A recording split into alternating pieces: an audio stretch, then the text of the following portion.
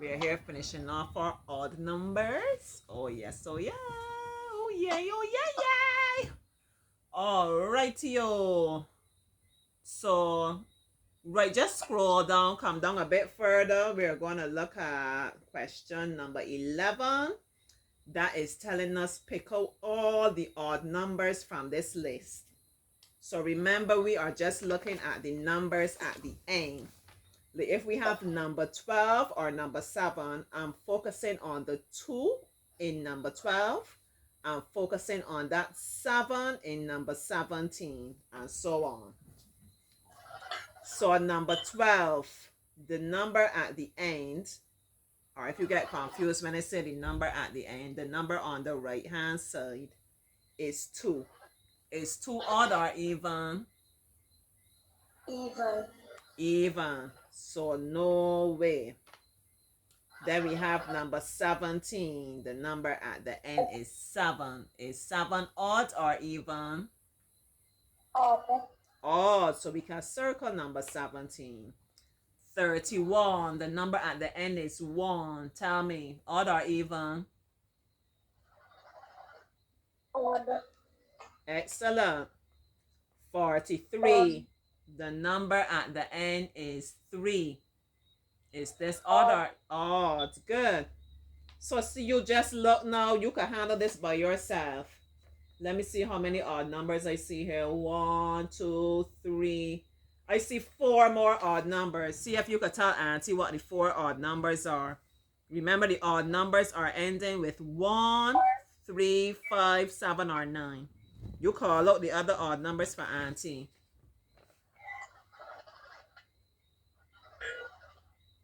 47. 47, excellent. 191.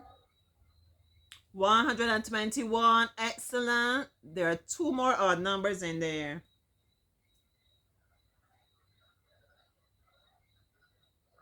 91.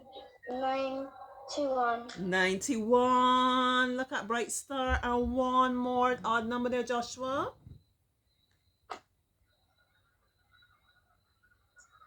105. 105. That's a great job. He got all of them, you know. All right, let's look at number 12. We're doing so great. We are using these 3 numbers, 5, 3, 8. And we are going to create the largest possible odd number. Now, Joshua, if this is supposed to be an odd number, remember the number at the end. When it's a number at the end, the number that is on the right hand side has to be number 1, number 3, number 5, 7, or 9.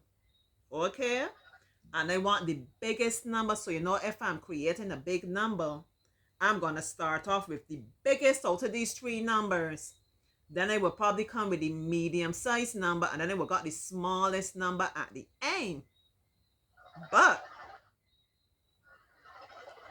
when I do that, remember the number at the end also has to be an odd number. So that got a bit tricky. First thing first, what's the biggest out of these 3 numbers? 5, 3, and 8. The 8. The 8 is the biggest number. Excellent, Joshua. So we're starting off with 800 and something, because this number starting with 8. All right, what's the next big number? After 8 was the biggest out of the 2 numbers that, the bigger, not biggest. 2 numbers remaining, 5 and 3. Which was bigger? 5. All right, and then we will put our 3, 853. So the number at the end, or the number on the right hand side, is number 3. Is number 3 an odd number?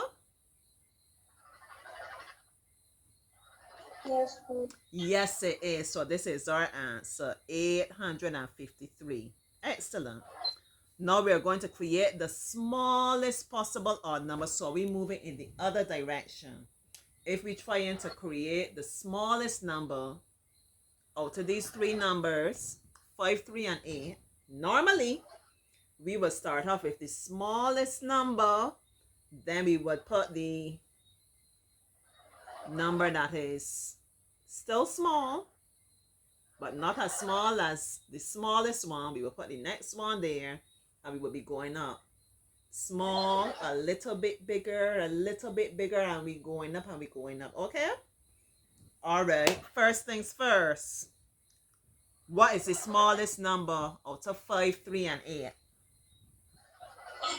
3, Number 3. Good. Then which number is the medium size number?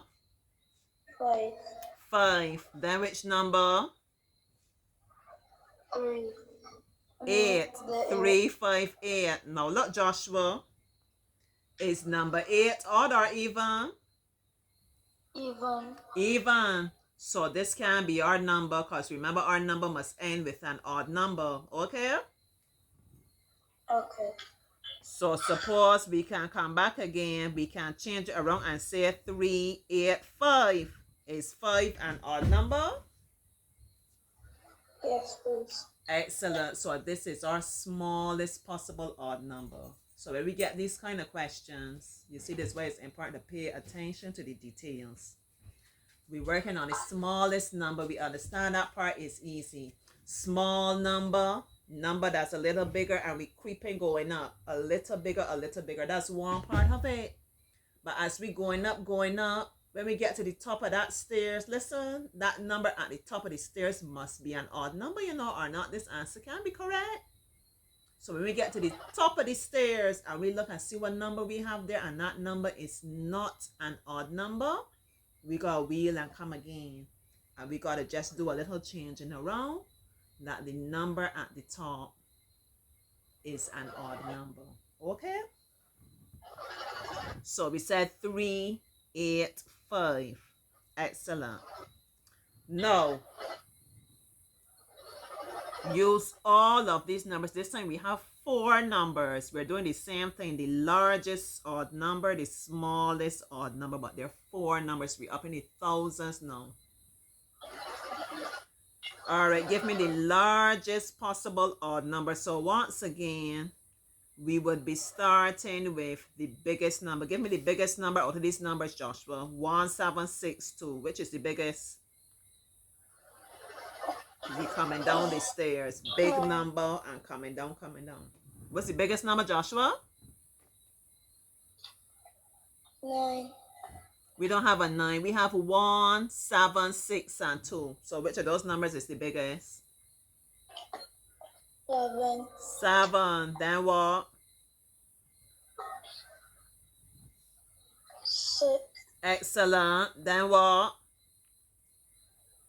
3, 1, 7, 6, and 2. So we use the 7, we use the 6. The remaining numbers are 1 and 2. So what number you put in next? Remember, we want all the big numbers first. 2, 2. And the number at the end is 1. Is 1 an odd number? yes, please. Excellent. So this is our largest odd number. Now we're moving in the other direction. Okay? The smallest possible odd number. So we're starting with the smallest number. Tell me, Joshua.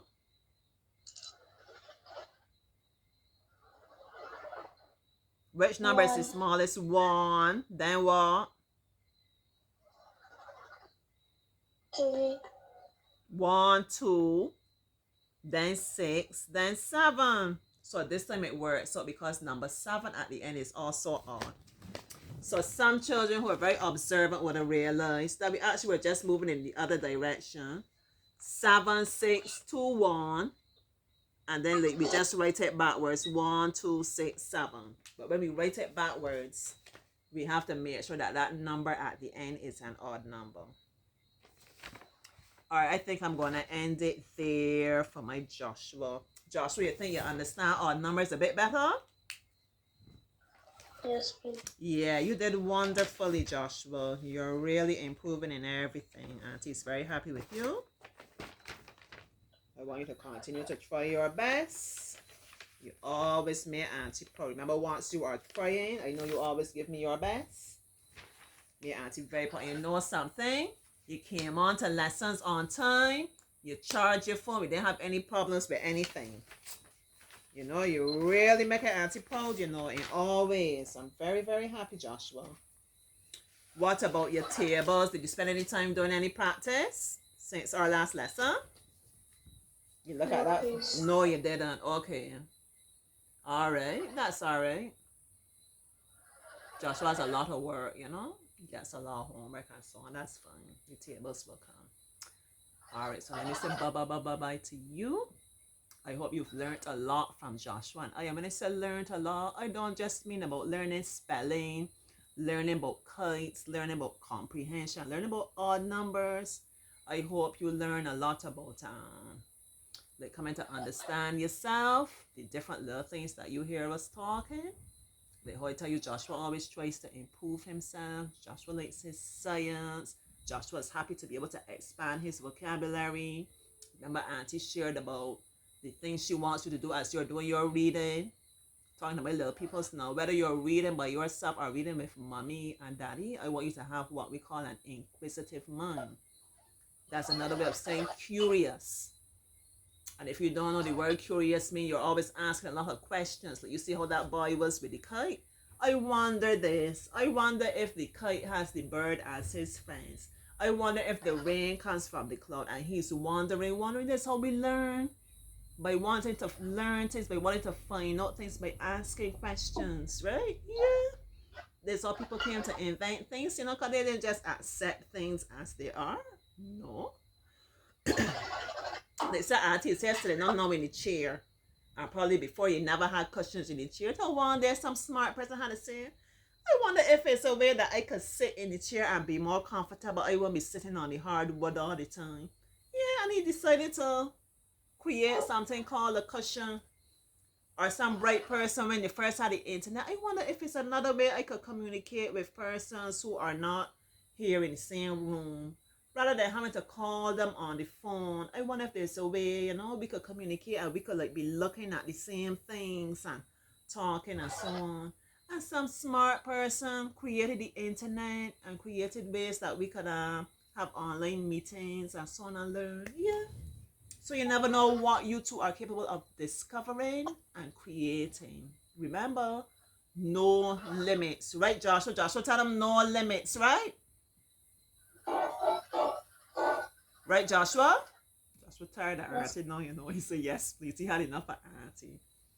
Bye. Catch you next time with more discovering, creating, learning, loving, growing, living, laughing, flourishing. Oh, yeah. Thriving with Auntie and Joshua. Bye-bye.